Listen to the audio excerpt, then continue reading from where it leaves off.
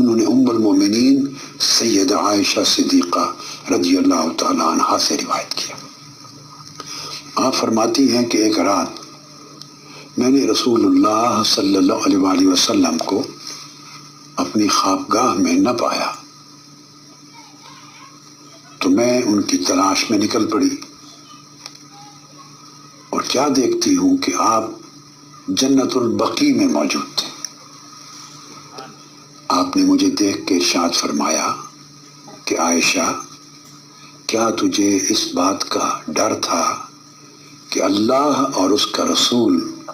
تیرے ساتھ ناانصافی کرے گا؟ میں نے عرض کیا، یا رسول اللہ، ایسی بات نہیں، میں نے سوچا شاید آپ کسی دوسری زوجہ مطہرہ کے ہاں تشریف لے گئے، تو میں آپ کی تلاش میں نکل پڑی۔ جب کہیں نہیں پایا تو ڈھونڈتے ڈھونڈتے جنت البقیع میں آ گئی۔ حضور علیہ الصلوۃ والسلام نے ارشاد فرمایا کہ اللہ رب العزت شعبان کی یہ جو 15ویں شب ہے، نصف شعبان کی شب، اپنی شان الوہیت اور شان قدرت اور شان رحمت کے لائق آسمان دنیا پر اپنا نزول اجلال فرماتا ہے، اور قبیلہ بنو کلب کی بکریوں کے بالوں کی تعداد سے بھی زیادہ لوگوں کو بخشش اور مغفرت سے نواز دیتا ہے۔ آج کی رات یہ حدیث نبوی ہے جو میں نے پڑھی۔ اس کے اینڈ پر امام ترمذی پھر بیان کرتے ہیں کہ اسی باب میں حضرت ابو بکر صدیق رضی اللہ تعالیٰ عنہ سے بھی حدیث نبوی مروی ہے، اور سیدنا صدیق اکبر رضی اللہ تعالیٰ عنہ سے جو حدیث مروی ہے اس کے الفاظ یہ ہیں، قال قال رسول اللہ صلی اللہ علیہ وآلہ وسلم اذا کان لیلۃ النصف من شعبان ينزل اللہ تبارک و تعالی الى سماء الدنیا فیغفر لعبادہ الا ما کان من مشرک اور مشاہن لأخیہ۔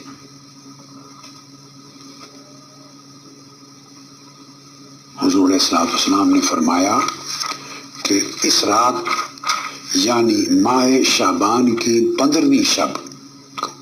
اللہ تبارک و تعالی آسمان دنیا پر اپنی شان کے مطابق نزول اجلال فرماتا ہے، اور مشرک کے سوا اور اپنے بھائی سے بغض اور عناد رکھنے والے شخص کے سوا سب بندوں کی، یعنی جو اس سے طلب کرتے ہیں، ان کی بخشش فرما دیتا۔ اس میں بخشش و مغفرت کا دائرہ حضور علیہ الصلوۃ والسلام نے اور زیادہ وسیع فرما دیا۔ پہلی حدیث میں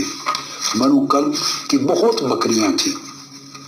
ان بکریوں کے بالوں سے بھی زیادہ یہ تمثیلاً فرمایا تاکہ عرب لوگ، اس معاشرے کے رہنے والے لوگ اچھی طرح سمجھ جائیں کہ بخشش بے حساب فرماتا ہے۔ مگر دوسری حدیث میں تمثیل بھی نہیں دی،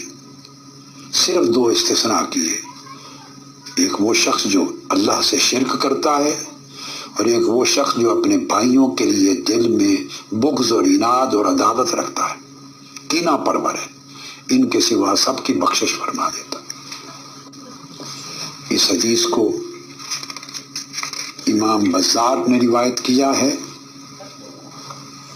اپنی مسند میں، اور امام بہقی نے روایت کیا ہے یہ کہتے ہوئے کہ اس اسناد میں، یعنی اس کی ثقاہت و قبولیت میں کوئی حرج اور کوئی سقم نہیں ہے، بِإِسْنَادٍ لَا بَأْسَ بِهِ، اسی کو حافظ منذری نے بیان کیا۔ پھر حضرت عبداللہ بن عمر سے بھی مروی ہے، اس میں حضور علیہ الصلوۃ والسلام نے ارشاد فرمایا ان رسول اللہ صلی اللہ علیہ وسلم قال یطلع اللہ الی خلقہ لیلۃ النصف من شعبان فَيَغْفِرُ لِعِبَادِهِ إِلَّا لِإِثْنَيْنِ مُشَاحِنٍ وَقَاتِلِ نَفْسٍ۔ اس حدیث میں دو الگ ایکسیپشنز بیان کیے کہ 15 شعبان کی اس رات کو، نصف شعبان کی شب کو، آقا علیہ الصلوۃ والسلام فرماتے ہیں کہ اللہ رب العزت آسمان دنیا پر اپنی شان جلالت کے مطابق اظہار فرماتا، اور دو افراد کے سوا جو چغل خور ہیں، یعنی اپنے بھائی کی پشت کے پیچھے اس کی چغلی کرتے ہیں، غیبت کرتے ہیں، برائی بیان کرتے ہیں، اس کے سوا، اور جو قاتل ہے بے گناہوں کا قتل کرنے والا، ان کے سوا اللہ پاک سب طالبان بخشش و مغفرت کی مغفرت فرما دیتا ہے۔ اس حدیث کو بھی امام احمد بن حنبل نے اپنی مسند میں روایت کیا، اور امام حیثمی نے روایت کیا ہے، اور احمد شاکر نے مسند امام احمد بن حنبل کی تحقیق میں اس حدیث کو صحیح قرار دیا، اور امام جلال الدین سیوطی نے بھی اس کی توثیق کی ہے، اور دیگر ائمہ نے بھی۔ پھر یہ حدیث حضرت ابو موسیٰ اشعری سے بھی مروی ہے، اور ابن ماجہ نے اس کو روایت کیا، اور امام مزی نے اپنی التہذیب میں کہا کہ اس کی سند جید ہے، اور اس حدیث کی صحت میں یعنی صحیح ہونے میں کوئی شک نہیں ہے۔ حضرت معاذ ابن جبل سے بھی اسی طرح کی حدیث مروی ہے، جسے امام ابن حبان نے اپنی صحیح میں، امام طبرانی نے اپنی معجم الکبیر اور معجم الاوسط میں روایت کیا ہے، اور امام طبرانی نے روایت کر کے، اور امام حیثمی نے کہا کہ طبرانی کی المعجم الکبیر، المعجم الاوسط، دونوں کی جو روایات ہیں ان کے رجال ثقہ ہیں۔ الغرض امام طبرانی نے اور امام ابن ابی عاصم نے اور امام بہقی نے ہر ایک نے اپنی الگ الگ سند کے ساتھ روایت کر کے اس کے الفاظ یہ بیان کیے ہیں کہ ان النبی صلی اللہ علیہ وآلہ وسلم قال یطلع اللہ علی عبادہ لیلۃ النصف من شعبان یغفر للمؤمنین وَيَدَعُ أَهْلَ الْحِقْدِ بِحِقْدِهِمْ حَتَّى يَدَعُوهُ۔ حضور علیہ الصلوۃ والسلام نے فرمایا کہ 15 شعبان کے شب کو اللہ پاک اپنی شان کے لائق آسمان دنیا پہ جلوہ افروز ہوتے ہیں، اپنی رحمت کے ساتھ اجلال فرماتے ہیں، اور جملہ مومنین کی مغفرت فرما دیتے ہیں، اور کافروں کو مہلت دیتے ہیں، اور جو لوگ حسد اور حقد میں مبتلا ہیں ان کو ان کے حسد اور حقد میں چھوڑ دیتے ہیں، یہاں تک کہ وہ اس حسد کو اور حقد کو ترک کر دیں۔ یہ جو سند ہے مرسل جید ہے، اور ایک نامور سلفی عالم محدث ناصر الدین البانی وہ اس حدیث کو روایت کر کے اس کی سند پر حکم دیتے ہیں کہ یہ حدیث صحیح ہے، اور اس کے علاوہ مسقلانی نے بھی یہ حکم دیا ہے، اور وہ کہتے ہیں کہ اس کے ساتھ اتنے اور شواہد ہیں جو بہت ساری احادیث اور اسانید میں مذکور ہیں، اور اس کو ملا کر یہ حدیث بلا شک و شبہ صحت کے درجے پر یعنی حدیث صحیح کے مقام پر پہنچتی ہے۔ اس کے مطابعات ہیں بہت سارے۔ الغرض بہت ساری کتب حدیث میں بہت ساری دیگر طرق اور حدیث کے ساتھ، جس میں امام بہقی کی ہاں، جس میں امام عبد الرزاق کے ہاں، اور جس میں دیگر کتب حدیث میں کثیر طرق اور کثیر اسانید کے ساتھ اس حدیث کی فضیلت وارد ہوئی ہے۔ سو اس امر میں تو کوئی شک و شبہ نہیں کہ اس رات کی بڑی فضیلت ہے، اور اس رات کی بڑی برکات ہیں، اور اس رات میں اللہ رب العزت کی بارگاہ سے بے حساب بخشش و مغفرت امت مسلمہ کو نصیب ہوتی ہے۔ اس رات میں اللہ رب العزت کی رحمت کا نزول خاص ہوتا ہے آسمان دنیا پر، یعنی اللہ کی رحمت بخشش اور مغفرت کے ارادے کے ساتھ اپنے بندوں کے اور زیادہ قریب تر ہو جاتی ہے۔ اللہ کی بارگاہ سے خصوصی انوار و تجلیات کا نزول ہوتا ہے، خصوصی رحمات اور عنایات کا نزول ہوتا ہے، اور اللہ تبارک و تعالی اپنے لوگوں کو بے حساب اپنی بخشش سے نوازنے کا ارادہ فرماتا ہے۔ اس امر میں کوئی شک نہیں۔ حضرت عمر بن عبد العزیز رضی اللہ تعالیٰ عنہ نے مروی ہے، جس کو علامہ ابن الجوزی اور امام ابن رجب الحنبلی نے بیان کیا کہ آپ نے اپنے عمال میں سے بعض کو لکھا کہ ان 4 راتوں میں اٹھنا، عبادت کرنا، اور عبادت میں اجتہاد یعنی کثرت کرنا اور بڑی محنت کرنا، اور اللہ کے حضور گڑ گڑانا، رجوع کرنا، اور اس کی بارگاہ سے اس کی بخشش و مغفرت کی خیرات طلب کرنا اپنے اوپر لازم کر لو، کیونکہ اس رات اللہ پاک بے حساب اور بے پایاں رحمت سے اپنے بندوں کو نوازتا ہے۔ اور پھر حضرت عمر بن عبد العزیز رضی اللہ تعالیٰ عنہ نے ان 4 راتوں کا ذکر کیا اور فرمایا کہ 4 راتوں میں لیلۃ الفطر ہے یعنی عید الفطر کی رات، لیلۃ الاضحیٰ ہے یعنی قربانی کی عید کی رات، اور لیلۃ النصف من شعبان، اور شعبان کی یہ 15ویں شب ہے جس کو ہم عرف عام میں شب برات کہتے ہیں، اور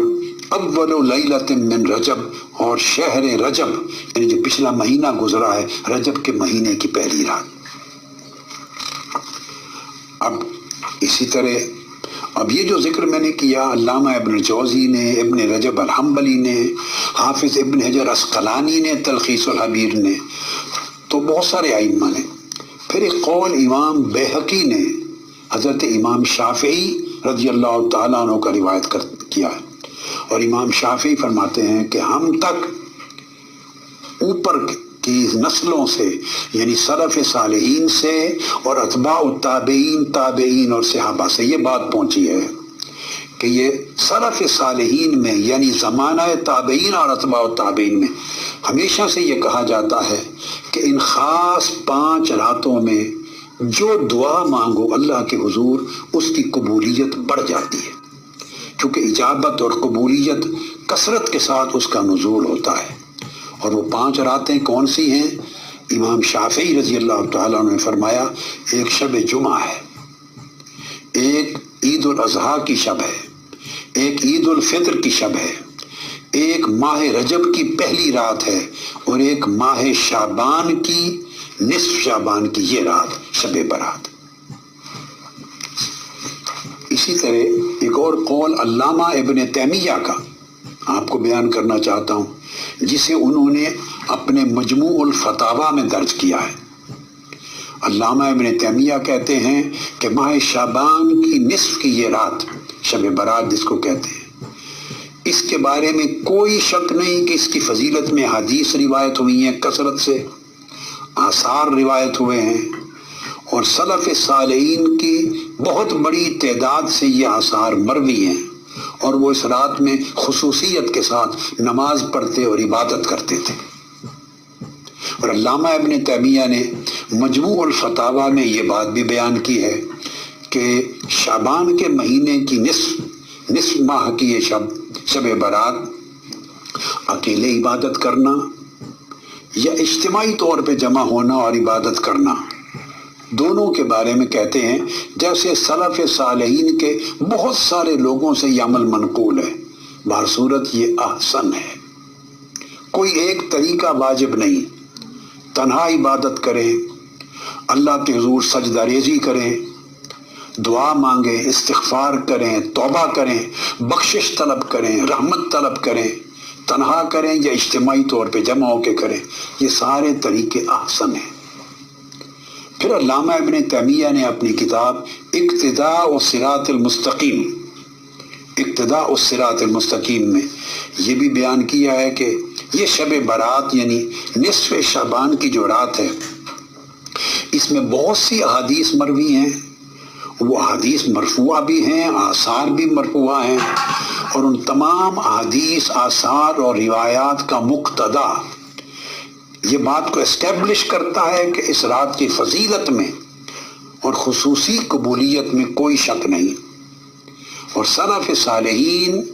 اس رات کو عبادات اور طاعات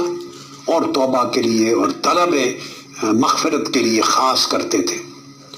اور شعبان کے اس دن کو 15 شعبان کو روزہ رکھتے تھے۔ اس میں احادیث صحیحہ وارد ہوئی ہیں، اور وہ علامہ ابن تیمیہ کہتے ہیں کہ کثیر اہل علم سے یہ بات مروی ہے، اور ہمارے اصحاب یعنی علامہ ابن تیمیہ شاید اشارہ حنابلہ کی طرف، حنبلی کی طرف کرتے ہیں، اور ان کے علاوہ مختلف مذاہب فقہ کے اصحاب اور اہل علم اس کی فضیلت پر ان کا اتفاق تھا، اور کہتے ہیں کہ امام احمد بن حنبل سے جو مروی روایات ہیں، متعدد احادیث جو اس میں وارد ہوئی ہیں، وہ اس فضیلت پر اور اس شب کی قبولیت پر دلالت کرتی ہیں، اور جو آثار سلفیہ ہیں، سلف صالحین کے آثار، وہ بھی اس کی فضیلت پر وارد ہیں، اور بہت سی احادیث جو مسانید اور سنن میں درج کی گئی ہیں وہ اس کی قبولیت پر دلیل ہے۔ مگر ایک بات ذہن میں رکھ لیں کہ کئی چیزیں اس رات کے اندر عبادات کی خاص نوعیت، نماز کی خاص تعداد اور اس قسم کے عادات کے اعتبار سے موضوع بھی ہیں، گڑی بھی گئی ہیں۔ یہاں میں اس کی فضیلت کو بیان کرنے کے ساتھ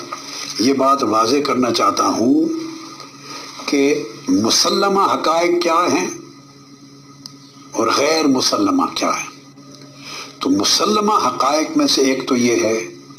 کہ شعبان کی 15ویں شب جس میں آپ جمع ہیں، عبادت کر رہے ہیں، استغفار کر رہے ہیں،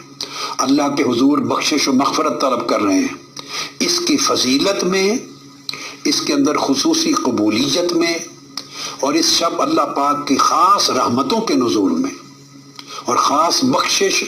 اور مغفرت کی وسعت میں کوئی شک و شبہ نہیں۔ یہ امر ثابت شدہ، طے شدہ، متفقہ اور مسلمہ ہے۔ دوسری چیز یہ طے شدہ ہے، اس رات کا جاگنا، جتنا بھی کوئی جاگ سکے،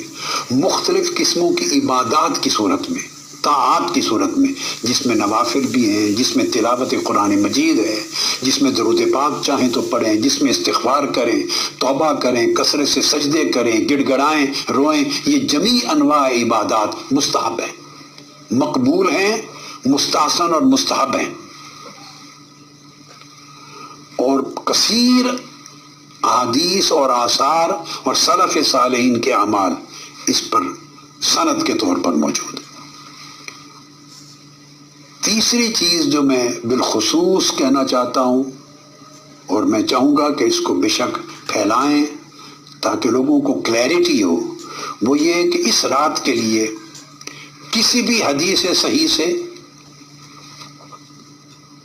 اور صحابہ کرام کے آثار میں سے کسی اثر سے یا تابعین اثر سے خاص قسم کی کوئی ایک نماز جس کی اتنی رکعتیں ہوں اور ہر رکعت میں اتنی بار کوئی سورت پڑھی جائے اور اس کی یہ ہے تو ایسی کوئی متعین اور مخصوص طرز کی نماز منقول نہیں ہے اور وہ ثابت نہیں ہے۔ کئی لوگوں کو کہہ دیتے ہیں، سوشل میڈیا میں بھرمار ہوتی ہے ایسی چیزوں کی، ویسے بھی لوگ کہتے ہیں کہ اس میں 100 رکعت کا پڑھنا، 100 رکعت نوافل پڑھے جائیں، ایسا کوئی حکم نہیں، مگر کوئی شخص پڑھنا چاہے بھلے 100 رکعتیں پڑھے، 50 پڑھے، 500 پڑھے، 1000 پڑھے، اس عدد کے ساتھ پڑھنے میں منع بھی نہیں، مگر ایک بات واضح ہونی چاہیے کہ 100 رکعتوں کی یا 50 رکعتوں کی کوئی خاص نماز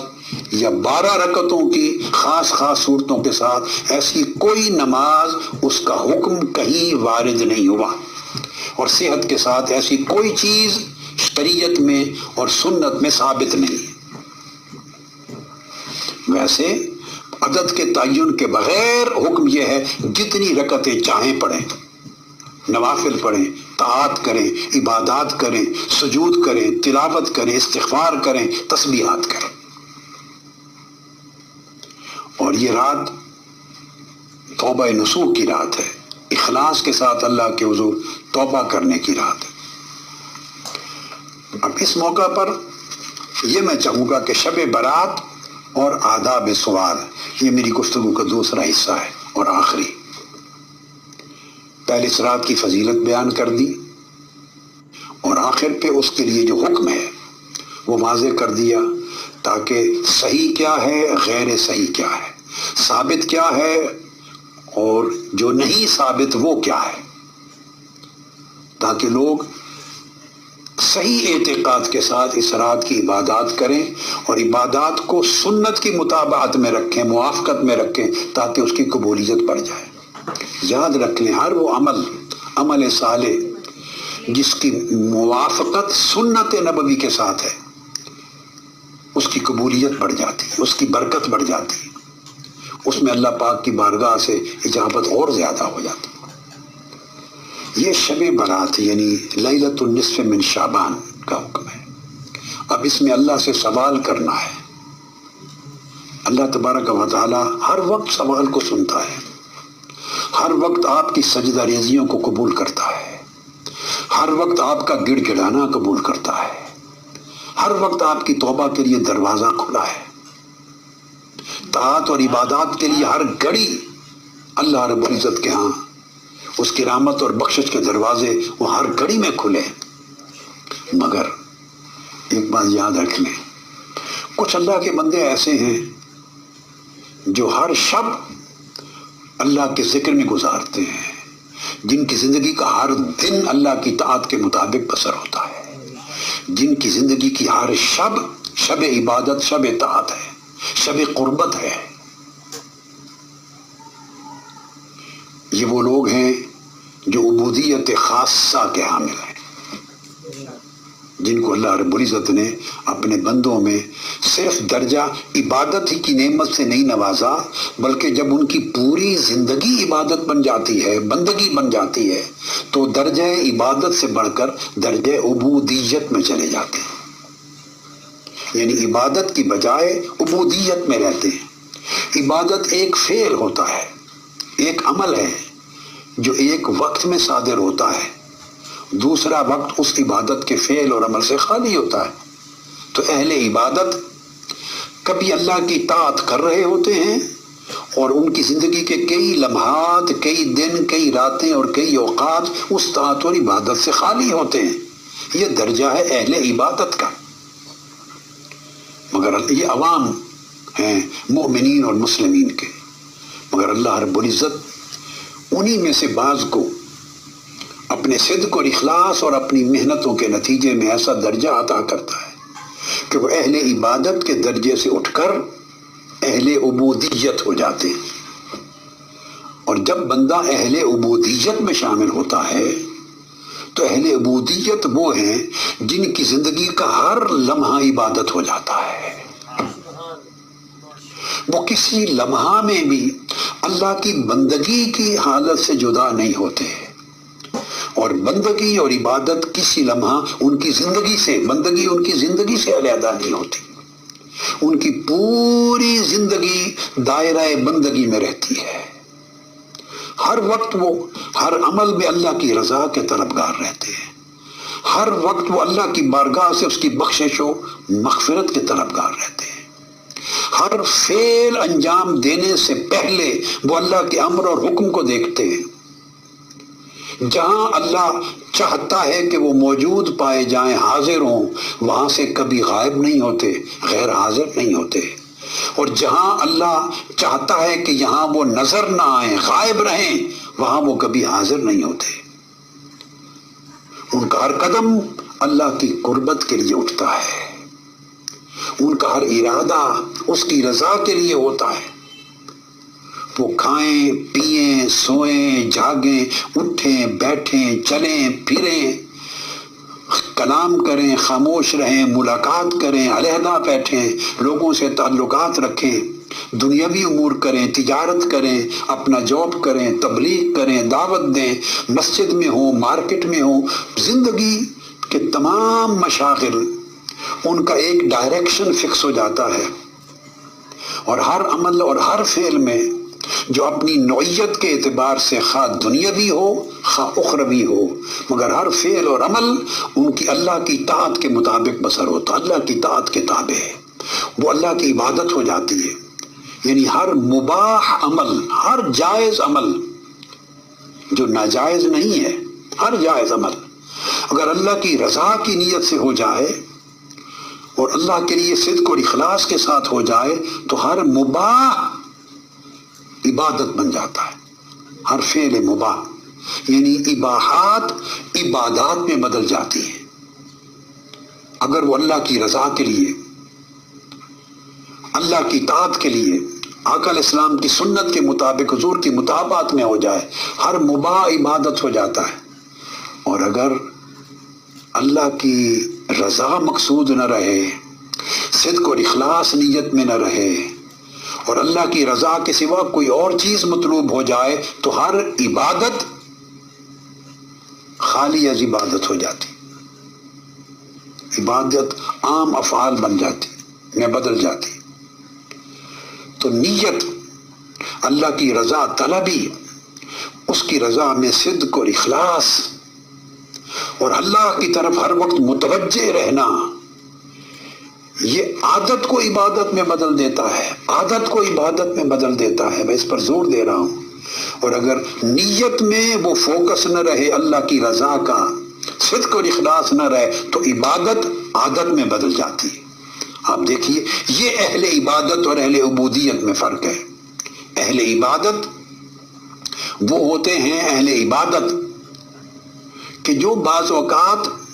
رضا الہی کے فوکس کی کمزوری کے باعث اپنی عبادت کو عادت میں بدل دیتے ہیں۔ ہر وقت عبادت کر رہے ہیں، وہ ان کی عادت ہے، اس میں فوکس نہیں، خود غیر حاضر رہتے ہیں، کھڑے مصلی پر ہیں مگر اس کی بارگاہ سے اس کے ذکر سے غیر حاضر ہوتے ہیں۔ اور جو اہل عبودیت ہیں ان کی ہر عادت عبادت میں بدل جاتی ہے، کیونکہ خلاف شرع اور خلاف سنت نہیں ہوتی، تو عادت اس نیت اور صدق اور اخلاص اور اللہ کی رضا طلبی کے باعث عادت عبادت بن جاتی۔ تو یہ اہل عبودیت ہوتے ہیں۔ تو جب وہ اہل عبودیت ہوتے ہیں تو اہل عبودیت کے بھی پھر دو درجے ہیں، ایک پھر عبودیت عامہ ہے، ایک عبودیت خاصہ ہے۔ جیسے اللہ پاک ہر ایک کے قریب ہے، نحن اقرب الیہ من حبل الورید، ہر ایک کے قریب ہے، مگر وہ اپنے علم کے ساتھ قریب ہے، اپنی قدرت کے ساتھ قریب ہے، اس کا احاطہ ہے قدرت کے اعتبار سے ہر ایک کے قریب ہے۔ مگر بعض لوگوں کو یہ جو علم اور قدرت کی قربت ہے اس سے بڑھ کر اس کے لطف فضل اور انعام کی قربت نصیب ہو جاتی، اس کا درجہ لطف اور فضل و انعام کی قربت کا اس سے بلند ہے۔ ہر شخص کے، جیسے آقا علیہ السلام نے فرمایا ان اللہ معنا، اللہ ہمارے قریب ہے، ہمارے ساتھ، تو اس کی معیت بھی ہے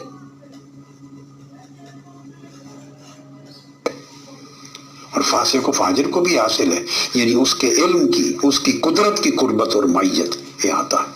اور ایک وہ ہے جو مومنین کو حاصل ہے، پھر ایک قربت اور معیت وہ ہے جو مومنوں میں اکمل لوگوں کو حاصل ہے۔ سو اس طرح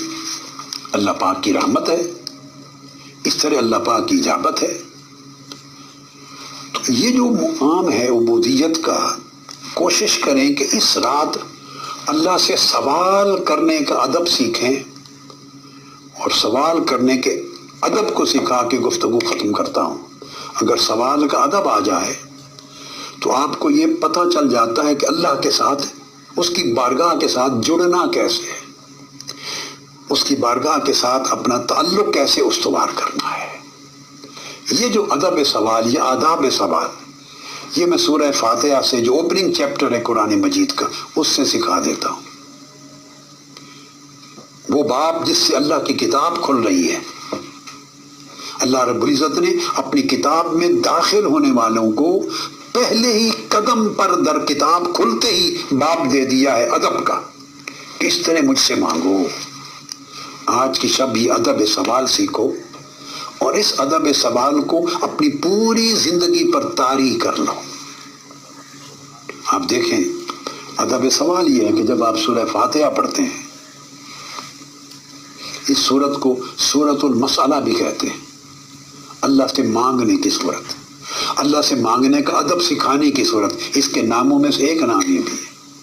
سوال کی صورت، کیونکہ یہ صورت سوال کرنے کا سلیقہ سکھاتی.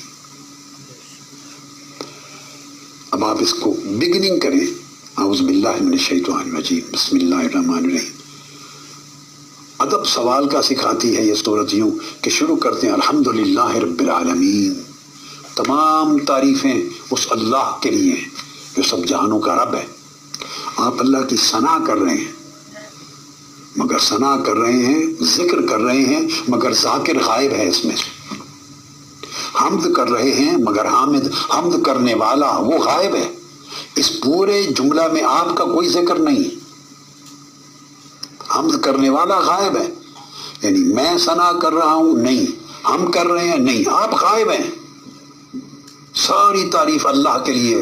جو سب جہانوں کا رب ہے. صرف اللہ محمود جس کی حمد ہو رہی ہے بس اسی کا ذکر اول تا آخر. حامد کا کوئی ذکر نہیں. گویا جب آپ نے زبان کھولی ہے سوال کرنے کے لیے تو چونکہ آپ تعلق جوڑنا چاہتے ہیں اللہ کی بارگاہ عظمت کے ساتھ، بارگاہ الوہیت کے ساتھ، اس عظیم و برتر، اس عظیم و بزرگ بارگاہ کے ساتھ، تو وہ تعلق جوڑنے کے لیے پہلا سبق یہ ہے کہ خود کو غائب کر دیں. صرف اسی کی شان پہ مرکوز کریں. ساری تعریفیں اس اللہ کے لیے جو سب جہانوں کا رب ہے. پھر دوسرے جملے میں فرمایا کہو الرحمن الرحیم. صرف اسی کی رحمت کا ذکر ہے، رحمانیت کا، رحیمیت کا. پھر ذکر کرنے والے کا کوئی نام نہیں ہے. یعنی آپ نے اپنے آپ کو اللہ کے ذکر میں، اللہ کی حمد میں، اللہ کی ثنا میں ایسا فنا کر دیا ہے کہ آپ کا نام و نشان ہی مٹ گیا ہے. صرف اسی کا نام. تیسرے جملے میں کہتے ہیں مالک یوم الدین، وہ یوم جزا کا مالک ہے. پھر آپ کا کوئی ذات، آپ کا کوئی نام نہیں. تو تین جملے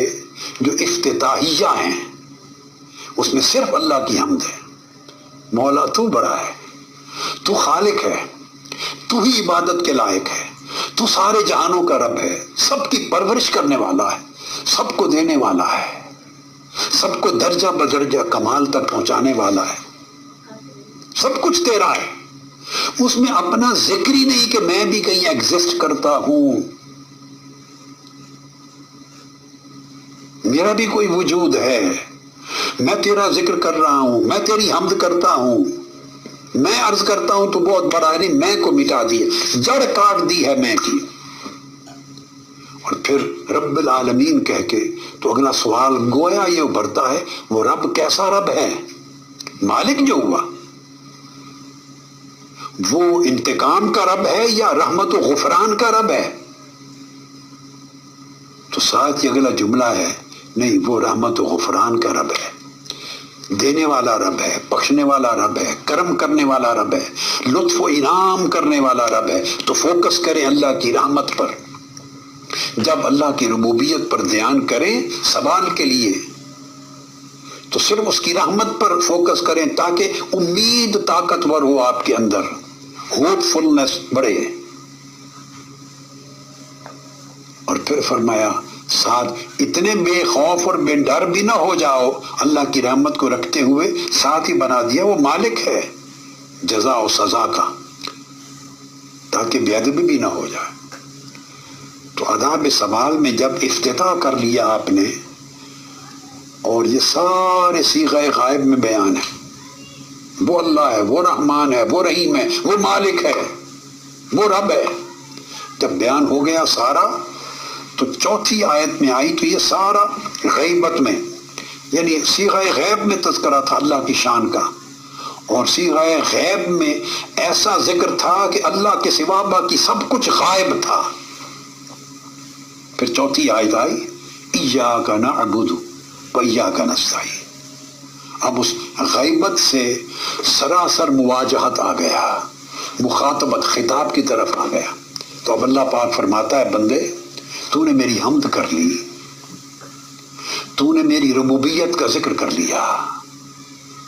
تو نے میری بارگاہ عظمت کے سامنے اپنے آپ کو بالکل نفی کر دی، مٹا دیا، ختم کر دیا اپنے وجود کو، یعنی اعتراف کر لیا کہ بندے تو عدم ہے، تو معدوم ہے، کچھ نہیں ہے، نہ تھا نہ ہے نہ ہوگا، وہی تھا وہی ہے وہی ہوگا۔ جب تو نے فوکس کر لیا اس امر پر تو اے بندے تو نے اچھا کیا، تو نے میری رحمت یاد کر لی، میری الوہیت یاد کر لی، میری ربوبیت یاد کر لی، میری رحمت یاد کر لی، میری مالکیت یاد کر لی۔ تو نے میری الوہیت کے ذکر میں خود کو فنا کیا، ربوبیت میں فنا کیا، میری رحمانیت میں فنا کیا، رحیمیت میں فنا کیا، میری مالکیت میں فنا کیا، کتنی ضربیں لگائیں، بالکل اپنا وجود ختم کر لیا، میری شان عظمت کے سوا کے سامنے سب کچھ بھول گیا۔ تو فرمایا بندے تو اچھا ہے، تو نے ثنا کا حق ادا کیا، میری حمد کا حق ادا کیا۔ جب حمد کا حق ادا کیا تو اچھا ہے میرے بندے، اب مجھ سے مانگ۔ تو اللہ رب العزت نے یہ کر کے وہ جو غیبت کا پردہ تھا، غیبت کا، وہ اللہ، وہ رب، وہ رحمان، وہ رحیم، وہ مالک، جو غیبت کا پردہ تھا اس کو اٹھا دیا۔ فرمایا چونکہ جب تو داخل ہوا تھا بندے، تو داخل ہوتے جب بندہ داخل ہوتا ہے تو گویا اس داخل ہوتے وقت ایک اجنبیت سی تھی، ایک خوف تھا، کیا ہوگا؟ بہت بڑی بارگاہ ہے، بہت بڑی بارگاہ ہے، بارگاہ سمدیت، بارگاہ الوہیت، بارگاہ ربوبیت، بارگاہ رحمانیت، بارگاہ رحیمیت، بارگاہ مالکیت، بڑی بارگاہ ہے۔ ایک خوف ہوتا ہے تبھی، بندہ اجنبی ہے، خوف زدہ ہے، اپنا ذکر تو گیا مگر وہ فنا تھا اس میں۔ اللہ رب العزت نے فرمایا کہ اے بندے اب تو داخل ہو گیا میری حمد کر کے، اب ہم پردہ اٹھاتے ہیں، پردہ اٹھاتے ہیں تو اچھا آدمی ہے، ہم نے پردہ اٹھا دیا، اور جس بود میں تو تھا، یعنی غائب کا صیغہ استعمال کرتا، اس بود کو اب قرب میں بدلتے ہیں، اور جس غیبوبت میں تھا اس کو اب مکافحت، مشافہت، مواجہت میں اور مخاطبت میں بدلتے ہیں۔ اب یوں کہ ایاک نعبد و ایاک نستعین، اب تو مجھے مخاطب کر، اب مخاطب کر۔ سیکنڈ سٹیج پر جا کر جب اجنبیت نہ رہے، معانست پیدا ہو جائے، ایک تعلق بن جائے، اور اب سبیل مشافہت میں اب سوال کر۔ پہلے حمد و ثنا کی بات تھی، تو حمد و ثنا کی بات تھی، ہر کلمہ وہ کے ساتھ تھا، اور وہ میں چونکہ بود ہے، اور بود میں عظمت کا تصور ہے، عظمت، دوری کا تصور ہے، عظمت ہے۔ اب تو مجھ سے مانگ رہا ہے، مانگنے کے وقت ایسا صیغہ استعمال کر جس میں قربت ہو، تو میری مخاطبت اور مشافات کا صیغہ استعمال کر۔